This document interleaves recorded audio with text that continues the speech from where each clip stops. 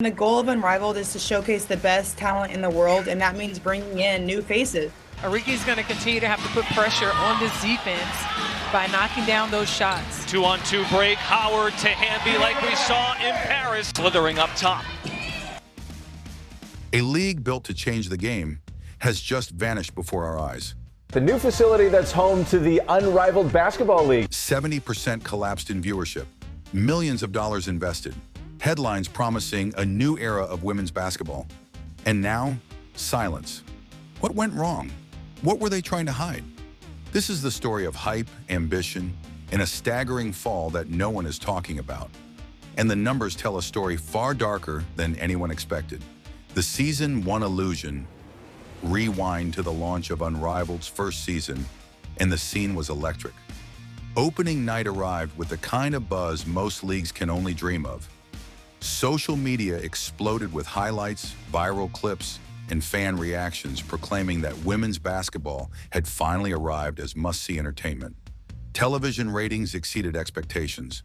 Analysts called it a triumph, pointing to the numbers as proof that audiences were ready, that interest in women's sports had reached a tipping point.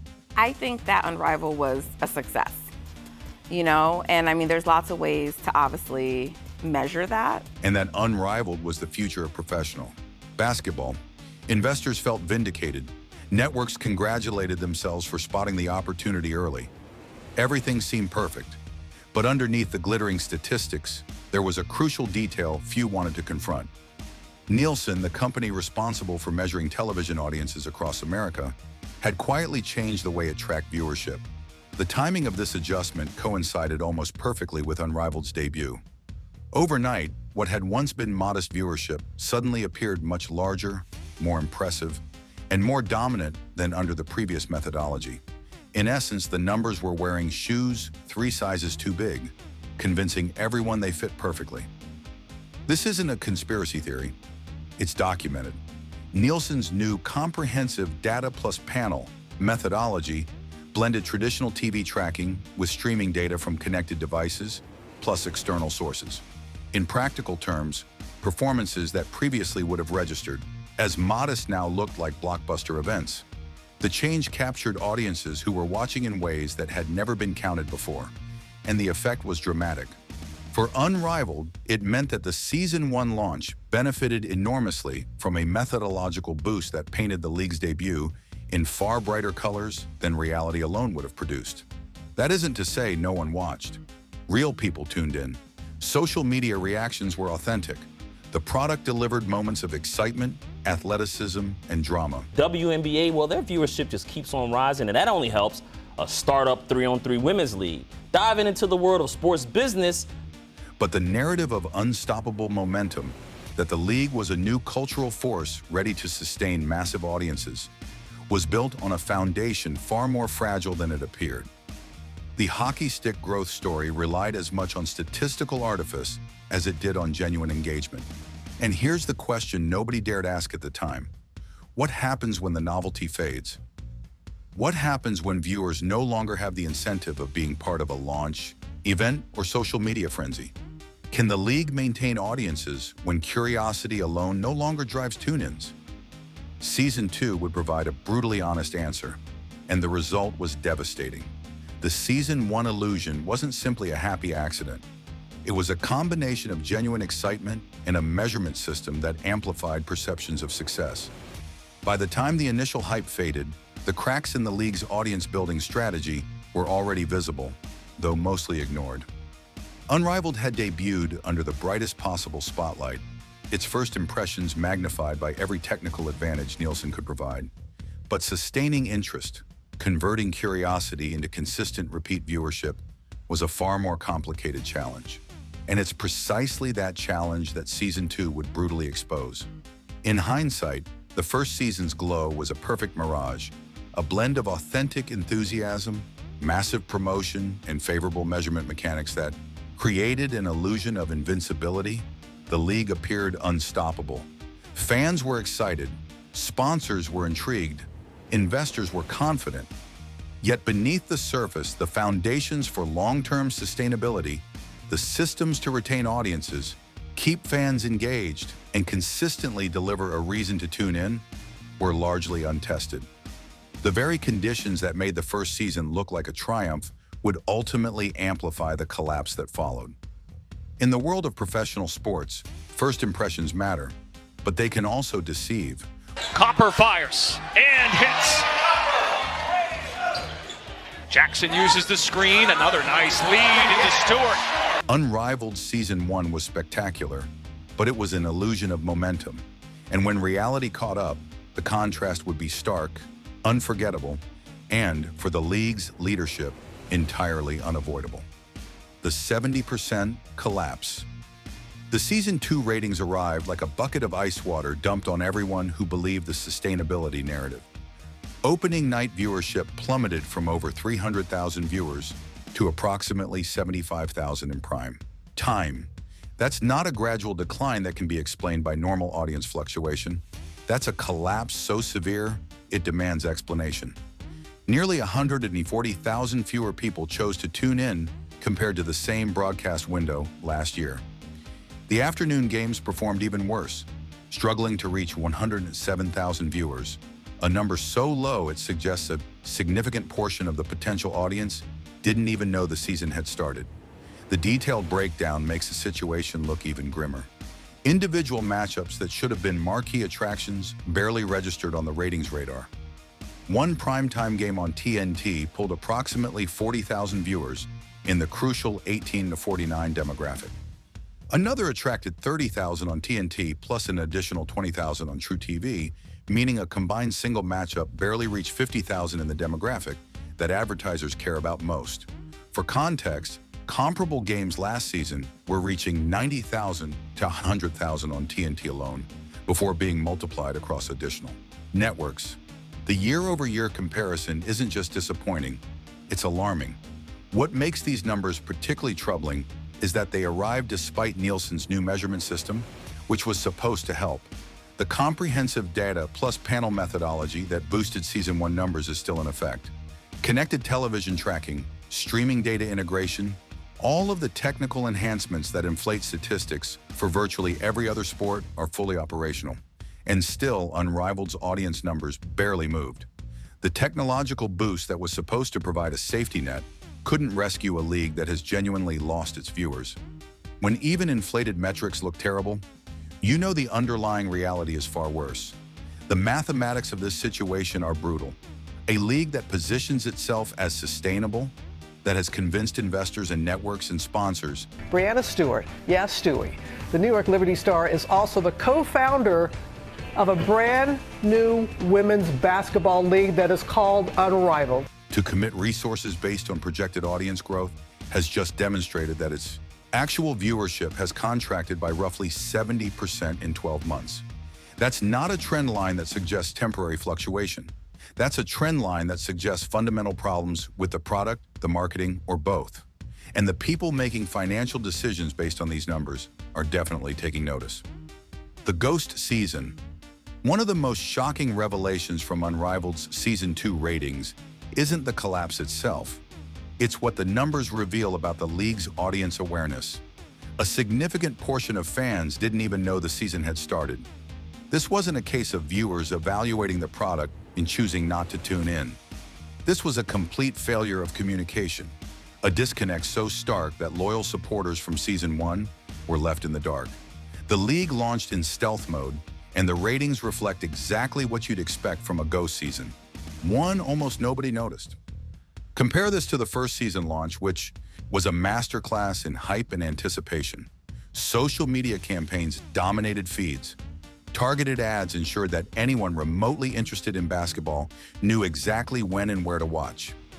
Influencers, journalists, and content algorithms amplified the message endlessly, building a cultural moment that made tuning in feel essential. Opening night became more than a game, it was an event. The first season's success wasn't just in the numbers, it was in the perception that missing it would mean missing history. Season 2, by contrast, was eerily quiet. Promotional campaigns were minimal, sporadic, or entirely absent. The league's social media accounts posted inconsistently, offering little guidance or excitement to fans. Many viewers who had followed every game last year only discovered the new season by accident, scrolling through their feeds, stumbling upon a match on cable, or noticing a late-breaking news mention. The contrast couldn't have been starker, from a full-scale marketing blitz to near radio silence. The league appeared to assume that an audience once built would return automatically, without reminders, engagement, or fan cultivation. That assumption was catastrophic. This failure to communicate didn't just depress viewership, it erased the momentum the league had worked to create. Sports entertainment thrives on continuity and anticipation. Fans need to be reminded, encouraged, and rewarded for their attention. Without consistent engagement, even the most talented athletes can't sustain a league. Unrivaled Season 2 rollout suggests one of three possibilities. The league in its second season gives top players from the WNBA a chance to stay competitive here in the U.S. instead of going overseas. A dramatic reduction in marketing resources, a fundamental misunderstanding of audience psychology, or deep organizational dysfunction. Any of these scenarios paints a worrying picture for the league's future. The ghost season phenomenon also underscores a larger truth about sports media and audience behavior. When fans aren't aware that a season has started, ratings collapse, advertisers lose confidence, and sponsors reconsider their commitments. It's not about the quality of the games or the skill of the players. It's about visibility, relevance, and cultural presence. Unrivaled's invisible launch highlights that building a sustainable sports brand isn't just about athletic talent or flashy openings. It's about consistent audience cultivation. Moreover, this failure compounds existing problems. Season 1's inflated metrics had already created a false sense of security, giving the league leadership confidence that viewership momentum would continue without effort. Season 2 shattered that illusion. The ghost season was proof that audiences don't come back automatically. Engagement must be earned, maintained, and measured consistently. Without it, even a league with world-class players in primetime slots can vanish into statistical irrelevance. This also raises strategic questions for Unrivaled's leadership. How do you recover from a season that most people didn't know existed? How do you reignite excitement after trust has been eroded by invisibility and miscommunication? Can the league rebuild a fan base that has already drifted elsewhere? Or has the ghost season permanently damaged the bridge between promise and audience expectation? In essence, the ghost season isn't just a ratings problem, it's a symptom of deeper structural failures. It exposes weaknesses in marketing, audience engagement, and organizational foresight. It proves that hype alone can't sustain a league, and that even the most talented players and ambitious visions mean nothing if nobody knows they're playing. Season 2's ghost presence serves as a cautionary tale. In professional sports, invisibility is as lethal as failure. And while Unrivaled may still have time to pivot, the stakes have never been higher. And the next steps will determine whether the league can survive or become little more than a statistical. I'm really disappointed. Obviously, I was very excited to play here at Unrivaled. You're going to see more competition, more players. We're going on the road to Philly. Footnote in the story of women's basketball. The sustainability myth. From the very beginning, Unrivaled built its entire identity around one word: sustainable. This wasn't meant to be another flash-in-the-pan women's sports league that burned bright for a season and disappeared. No, the league promised something far bolder, a model proving that women's basketball could thrive on its own, attract audiences large enough to justify serious investment, and generate revenue streams capable of maintaining operations indefinitely. Sustainability wasn't a buzzword. It was supposed to be the foundation of everything. Every press release, investor presentation, and public statement hammered the point home. Unrivaled was different. This league will last, they said. This is the future of professional women's basketball. Season 1, with its inflated Nielsen numbers, seemed to confirm the promise. Investors felt vindicated. Networks celebrated their foresight. The narrative was set: explosive growth, unstoppable momentum, and a sustainable model built to endure. Season 2, however, shattered that illusion. A 70% collapse in viewership doesn't suggest sustainability. It screams instability. When actual numbers diverge so drastically from projections, the economics of professional sports hit hard. Television rights, sponsorships, advertising, all of it depends on audience size. Missed projections weaken negotiating power, reduce investor confidence, and jeopardize future revenue streams. What once looked like stability now appears fragile, even perilous. The more uncomfortable truth is this: proving growth from zero is easy. Any initial curiosity-driven surge can look impressive on paper. The real challenge is retention, keeping fans engaged once novelty fades. Season 2 brutally answered that question. They didn't come back. Whether viewers lost interest, forgot the season was on, welcome to the 2025 WNBA Draft with the second pick, Dominique Malunga, Georgia A. or moved to other entertainment, the result is the same. A league that promised sustainability has been exposed relying on temporary excitement rather than lasting engagement. The failure isn't just about numbers, it's about strategy. Season 1 thrived on marketing, social media hype, and targeted campaigns that made tuning in feel essential. Season 2, minimal promotion, scattered messaging. Many fans didn't even know the season had started. Sustainability isn't passive. It requires constant audience cultivation. Unrivaled's assumption that curiosity alone would retain viewers proved catastrophic. And yet the myth persists. Public messaging still highlights isolated metrics while ignoring the collapse. But the gap between narrative and reality is dangerous. Investors, sponsors, and networks make decisions based on perceived growth. The team made $2 million in ticket revenue in just one game this season, the most ever of any WNBA team. If the story misrepresents reality, the foundation for future deals weakens. The league's survival now depends on confronting these problems honestly, implementing strategic pivots, and rebuilding trust with both fans and stakeholders. Ultimately, the sustainability myth exposed a core truth. Athletic talent alone cannot sustain a league. Without viewers watching, venues filling, and conversations happening beyond the broadcast, even the highest quality product fails. Season 2 has proven that promise alone isn't enough.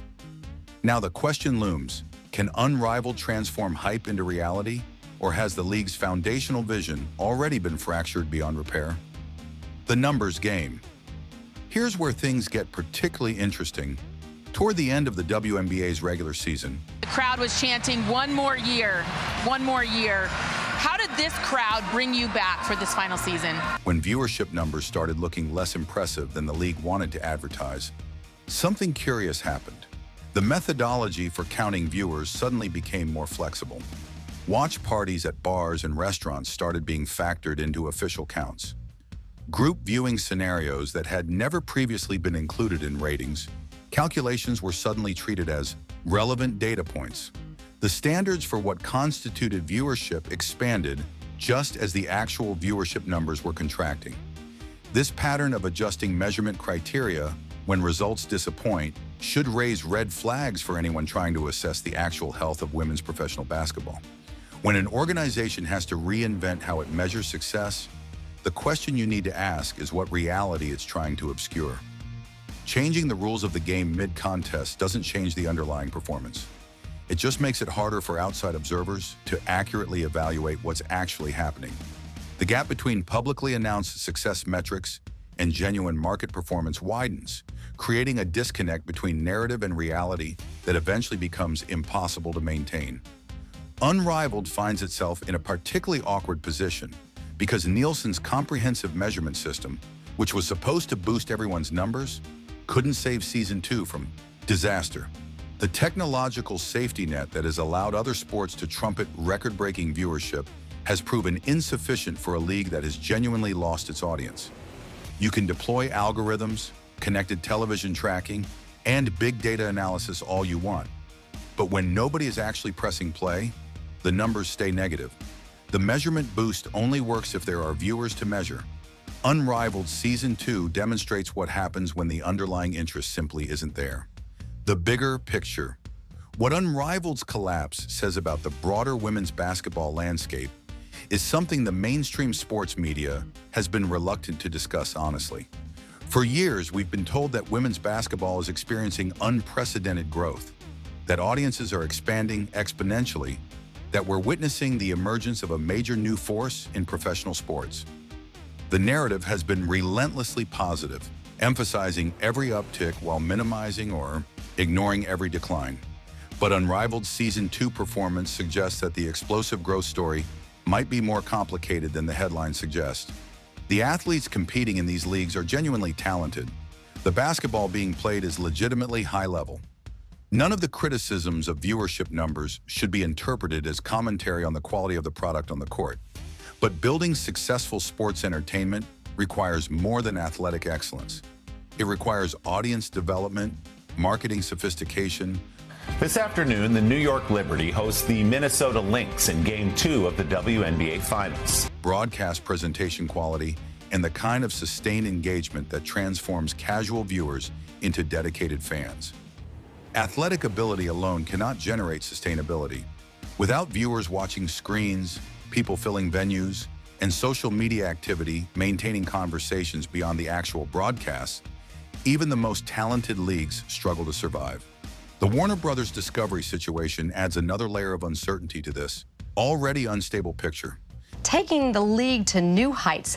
Caitlin Clark and Angel Reese both making women's basketball history over the weekend. The potential sale of the company to entities like Netflix or Paramount could dramatically reshape the broadcasting landscape for properties like Unrivaled. Media rights deals, streaming arrangements, and promotional commitments could all be reconsidered as new ownership evaluates which assets are worth maintaining and which should be jettisoned. A league that just posted a 70% viewership decline is not in a strong position to negotiate favorable terms with new corporate overlords who may have very different priorities than the previous management. For supporters who genuinely care about women's basketball and want to see these leagues succeed, the Season 2 numbers should prompt honest reflection rather than defensive dismissal. Pretending that a 70% collapse is somehow acceptable or expected doesn't help anyone. The path to genuine sustainability runs through acknowledging problems, understanding their causes, and implementing solutions that address fundamental issues rather than just adjusting how success is measured.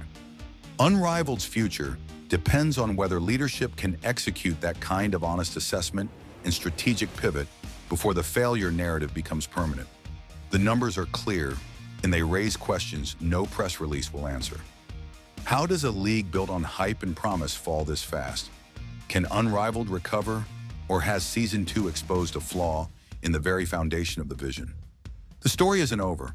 It's just entering its most critical chapter, and the next move could change everything about the future of women's basketball.